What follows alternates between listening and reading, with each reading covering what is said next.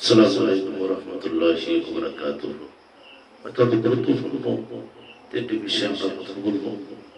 বিশ্বনবী মুহাম্মদ সাল্লাল্লাহু আলাইহি ওয়াসাল্লাম ইন্তেকালের পূর্ব মুহূর্তে তিনটি কথা বলেছিলেন, আসসালাত আসসালাত আসসালাত, নামাজ আবার নামাজ আবার নামাজ।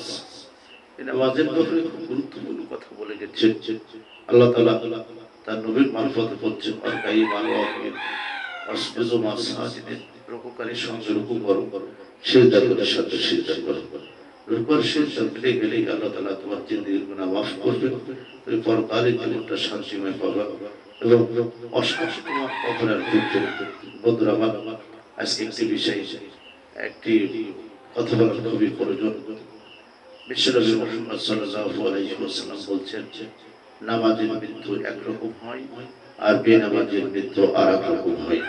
আজকে আমরা বেনামাজের মৃত্যুর সময় তিনটি শাস্তির লক্ষণ দেখা যায়।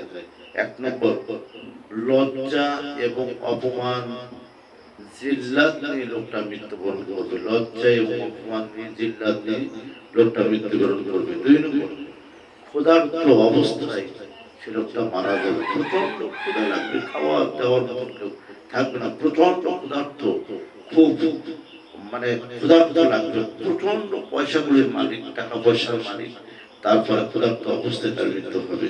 তিন নম্বর, পানি পিপাসার্ত অবস্থায় মৃত্যুবরণ করবে।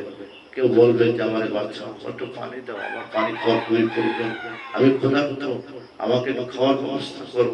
ঠিক পানি যখন চাইবে, ক্ষুধার্ত অবস্থায় যখন থাকবে, তখন মানুষজন সেটাকে অপমান করবে, লাঞ্ছিত করবেন, অপদস্থ করবেন। তাহলে বেনামাজের মৃত্যুর সময় তিনটি শাস্তির লক্ষণ। একটা হচ্ছে লজ্জা এবং অপমানের মৃত্যু হবে। দুই নম্বর, ক্ষুধার্ত অবস্থায় মৃত্যু হবে। তিন নম্বর, পানি পিপাসার্ত অবস্থায় পানি না খেয়ে তার মৃত্যুবরণ করবে। তাহলে আমরা কেউ বেনামাজি থাকবো না, আমরা সকলে নামাজি হব। আল্লাহ তাআলা আমাদের সেই আমলটুকু করার তৌফিক দান করে পাবেন। ওয়া মা তাওফীক ইল্লা বিল্লাহ। আসসালামু আলাইকুম ওয়া রাহমাতুল্লাহি ওয়া বারাকাতুহু।